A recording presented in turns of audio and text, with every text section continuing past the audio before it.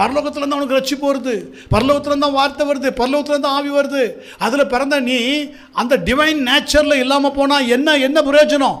ரட்சிக்கப்பட்டு என்ன பிரயோஜனம்? ரட்சிப்புக்கும் சபைக்கும் உனக்கும் சம்மந்தமே இல்லாமல் இருந்தால், வார்த்தைக்கும் உனக்கு பிரசங்கிக்கப்பட்ட வார்த்தைக்கும் பேசப்பட்ட வார்த்தைக்கும் நீ படிக்கிற வார்த்தைக்கும் நீ தியானிக்கிற வார்த்தைக்கும் கர்த்தர் உன்னோட பேசின வார்த்தைக்கும் சம்மந்தமே இல்லாத ஜீவியத்தை நீ ஜீவித்திருப்பாயானால் அதனால் என்ன பிரயோஜனம்? ஒரு பிரயோஜனமும் இல்லை, ஒரு பிரயோஜனமும் இல்லை. இன்றைக்கி நிறைய பேர் வண்டி இப்படி தான் ஓடிட்டு இருக்குது.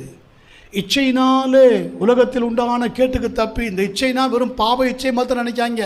பண இச்சை, வேலை இச்சை, ப்ரமோஷன் இச்சை, இன்னும் பல இச்சைகளாக இருக்குது.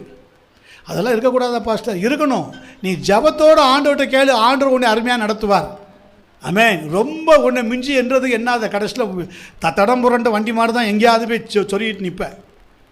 ஆமென். கர்த்தருக்குன்னு ஒரு பூரணமாக தன்னுடைய ஜீவியத்தை கொடுக்கறதுக்கு நிறைய பேருக்கு மனசு இல்லை, சபைக்கு வர்றதுக்கே மனசு இல்லை. அப்படி தான் இருக்குது. காரணம், இச்சையினாலே உலகத்தில் உண்டான கேடு.